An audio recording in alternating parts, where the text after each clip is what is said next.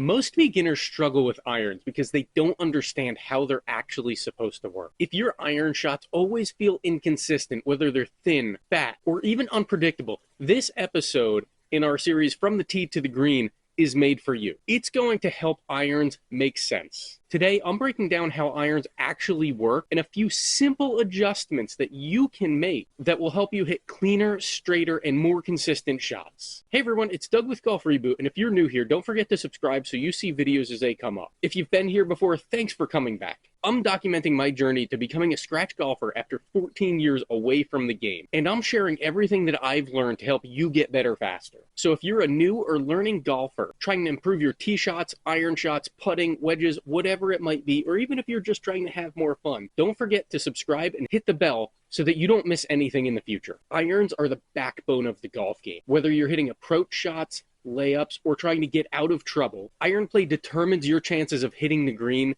and having lower scores. If you're new to the game and still learning swing basics, ball position, and contact, this guide will give you the fundamentals that make iron shots reliable. Section 1 is about what irons are actually designed to do. Irons have loft, weight placement, and sole width designed to help launch the ball higher and help them stop on the green. The big difference between drivers, woods, hybrids, and irons is that irons are actually designed for you to hit the ball first and then the ground. That's called compression. You're compressing the ball into the ground. When new golfers learn this simple concept, their games improve dramatically. Now with irons, there are a couple things that are a little bit different. There's things called blades and there's ones called cavity back.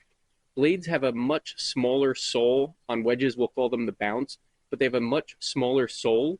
Cavity backs have a little bit wider of a sole, which gives you a little bit more forgiveness. There's a little bit more weight behind them. So you might call them game performance. It'll help a new golfer play a little better. If you're a new golfer, do not buy blades. Again, do not buy blades. They can be very hard to hit unless you're dialed in on your mechanics. So if you're new and learning, if you haven't bought your clubs yet, get a set of cavity backs. You don't have to spend a ton of money on them. Learn the mechanics, figure out how to compress, and go from there. If you want to buy blades down the road, I'm not going to stop you. Comment down below what you found most frustrating with irons and where you've had the most trouble, and we'll try to come up with a plan to help you play better with them. Section 2 is about common problems for beginners. So I've got them written down over here. Some problems new golfers have. They try to lift the ball into the air. They'll put the ball too far forward, like with a driver or a wood. They swing too hard, swinging out of your shoes. They stand too far or too close to the ball. They don't get enough shaft lean at impact. These problems cause fat shots, thin shots, slices, and poor contact overall, which can result in weak contact, which means the ball isn't going where you want it to. So trying to lift the ball in the air. With a driver, you are trying to come up on the ball. With an iron, you're trying to go down on it. It's counterintuitive, but you do want to compress the ball down into the ground, which is going to send it higher up. With a driver, you're trying on the upswing to get it higher up in the air. It's the way the clubs are made. An iron is made to compress down on the ball. You want to hit inside the grooves, generally from the 2nd to the 5th groove. You're not scooping the ball off the ground, you're hitting down on it. Same concept with putting the ball too far forward. If you put it too far forward, you're going to scoop it, which can then thin the ball because you're hitting the top of the ball, the back of the ball. You're not getting that compression. Swinging too hard, we all try to swing out of our shoes. We think that's going to be better, but no.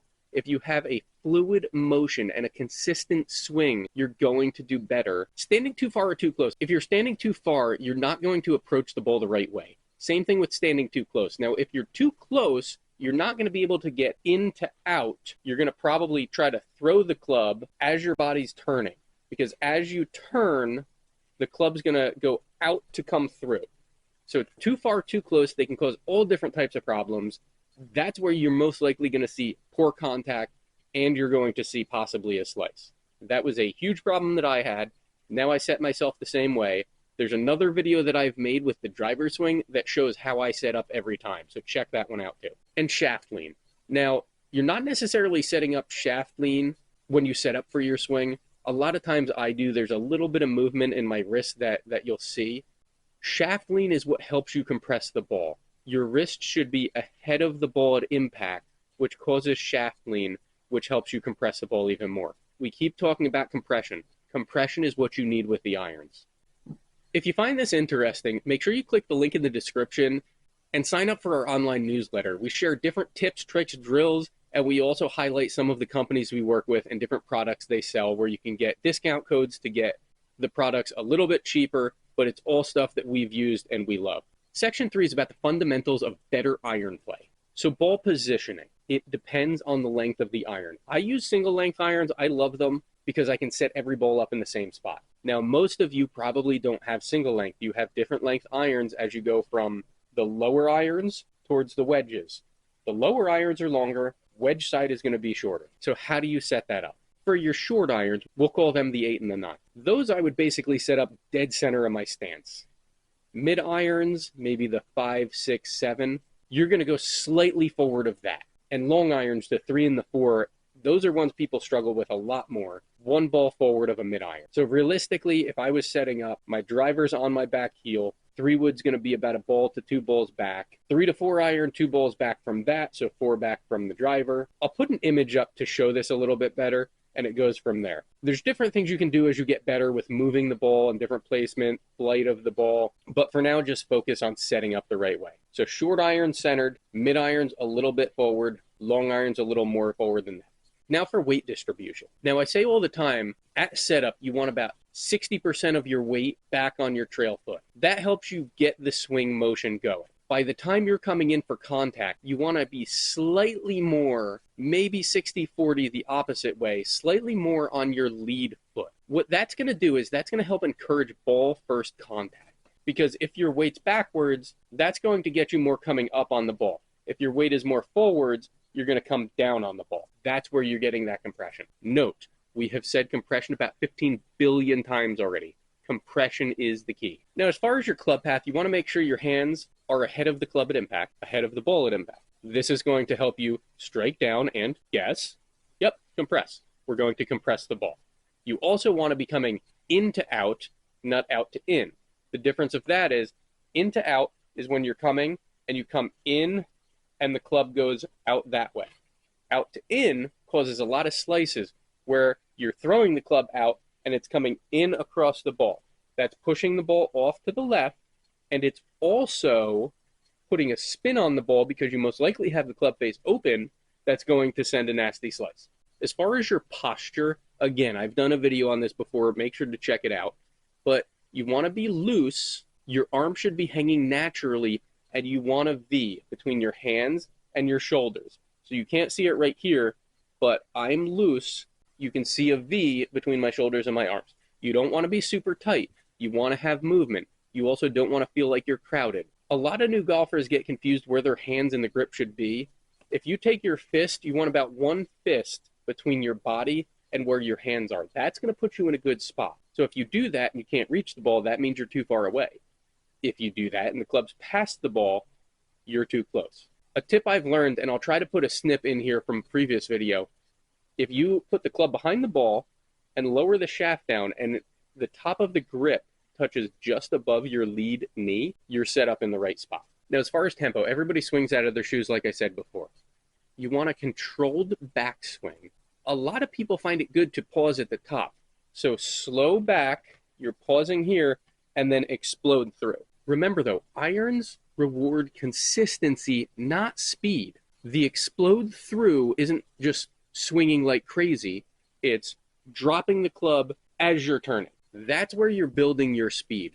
You're not creating it with your arms, it's the momentum. Realistically, your speed is coming from when the club's parallel to when it hits the ball. So there's about a 90-degree area where the club's going to flick through, and that's where you're getting the majority of your speed. If you're still here, thanks. Don't forget to check out some of the links in the description. It's some of the things that we've used to get better at golf. There's discounts in there, different brands, a lot of great stuff, so check that out. Section 4 is about how to make ball contact first. So in the Wood series, we talked about brushing the ground. Now that's a great concept, but with the irons, you need to hit the ball, then brush the ground. You will likely make a divot. That's a good thing. Now you don't want to be throwing a foot's worth of grass out, but you're hitting the ball and going down. The deepest part of your swing should be 3 inches past the ball. Here's a simple drill you can try. Take a towel or a tee and put it an inch or two behind the ball. You can get closer as you get better at this. Take your swing. You don't want to hit the towel or the tee, whatever you have back there. You could also use painter's tape. I see a lot of people doing that. If you put that there and you keep hitting it, you're not making ball contact first. If you get to the point where you can hit that ball without hitting anything behind it, move the stuff right up next to it and just keep going. Get better like that. That's going to help you compress the ball and get better with your irons. Now, what's the point of loft and club selection? This seems simple, but the more lofted you are, the higher the ball's going, right? Makes sense. A 4-iron is going to have less loft than a 9-iron. It'll go further, but it won't necessarily go as high. Each iron is built to hit a specific distance. That's why club gapping is so important. You should know, once you get your mechanics down, how far each club is going to go. I know that on any given day, my 7-iron is probably going 145 to 155. A lot of that depends on wind, weather, how I'm feeling, and if I warmed up enough before. Beginners often choose the wrong club. Now, even as a beginner, once you have a more consistent swing, you can gap your clubs. Whether you go to the driving range, I don't necessarily suggest that, because driving ranges use different types of balls that are limited flight, or they might be floaters, and you're not going to get true distances. But if you go somewhere like an indoor sim, those are great, and you can just hit and hit and hit. Or I have the Rapsodo right here. It's fantastic. My garage is set up as a simulator, and I will be playing all winter. I live in North Jersey. It'll be 10 degrees outside. I'll turn the heater on out here, and I'll be playing golf. I'll be doing the range, or I'll be playing simulated courses. It's fantastic. It's really helped me with gapping. So if you're a new golfer, you can 100% start gapping your clubs. Now, as you get more speed and get better, you're going to notice your gapping is wrong. That's fine. As time moves on, your gapping is going to change, but you should be checking it to make sure you know you're hitting the right club. Because if you're 150 yards out and you hit a great shot with a 7-iron, but you only hit the 7-iron 125 yards, you're still 25 out. That's not a bad shot. But if you hit that same shot with the right club, you're on the green. Here's a simple rule. If you're not sure what club to use and you're between two, and there's no danger behind where you're hitting, so there's no lake, no sand trap behind where you want to hit the ball, go up a club. Don't try to swing out of your shoes to get a little bit more out of it. Go from the 8-iron to the 7-iron. Go from the 4-iron to the 3-iron. It really sucks to end up short. Now, like I said, if there's danger behind, I would rather lay up than go into a pond, into a sand trap, or into rock. But that's a good tip to use. All right, so what tricks have you learned with the irons that have really helped you? Let us know down in the comments below. I'd love to see them so that I can share them with other people and even try them out myself. Section 6, long irons versus short irons. I'm going to put this out there. I absolutely hate long irons. I have a 3-iron in my bag. Last time I touched it was about 9 months ago when I regripped it. I hate the thing. 4-iron, I'm getting there with. You would think because I have single length, it would do better for me, but there's just something up here. Everything with golf is up here. I just struggle with that club. Long irons are tougher for beginners because they have less loft. There's less margin of error. Because there's less loft, if you don't compress well, you're not going to get the flight you want to. That's a big problem that I have. A lot of times you need a little bit faster of a swing with a long iron, which will help you get your hands ahead, and it'll help you compress the ball, and it'll help you compress the ball more. It is very important with long irons to compress because they don't have that loft. You can get away with it with a 9-iron with a pitching wedge because there's so much loft, but if you're scooping with them, you're still not going to get the distance or height that you could if you compressed it. Short irons are much more forgiving, like I just said. It's because of the loft that's built in. With long irons, if you're really struggling and they really feel difficult, switch over to a hybrid. All right, for a second, I'm going to tell you I hate hybrids. I don't know why. I can't hit them. The combination of woods and irons all in one just blows my mind. I've just never been able to hit them. So what I do is I just try to hit my irons. A lot of people love hybrids. I'm starting to think that they're going away because you're starting to see people with 7 woods and 9 woods. Interesting. I haven't switched to that yet. But my goal for next year is to really be able to hit my 3 and 4 iron. So keep trying, keep working. Let me know if you're having problems. We can work through it together. And comment down below what you're thinking right now. Do you think I'm out of my mind? Are you finding this useful? Are you subscribed to the channel so that you see future videos? My goal is to really help you get better. Yes, I want to be a scratch golfer. Who knows if that'll ever happen? I want to get better. I put a lot of time into it, but I would love to know if some of the tips that I'm giving have helped you get better. Irons are not complicated once you understand how they work. Focus on the ball position, weight shift, and striking down, and not trying to lift the ball. There's more videos where I talk about that. Go through the channel. I think there's a lot of good stuff on there. These simple fundamentals will help you hit straighter, higher, and more reliable shots with your irons from anywhere on the course. Whether you're teeing off with an iron, whether it's an approach shot, whether you're coming out of the rough. If this video helped you, make sure to click the video that's coming up right over here. It goes through us testing a new, very cheap golf ball from Amazon Basics. The results absolutely shocked me, and I think you'll really enjoy the information and saving some money. And don't forget to subscribe so that you see new videos as they're coming out to help you play better, have more fun, and love the game again. See you next time.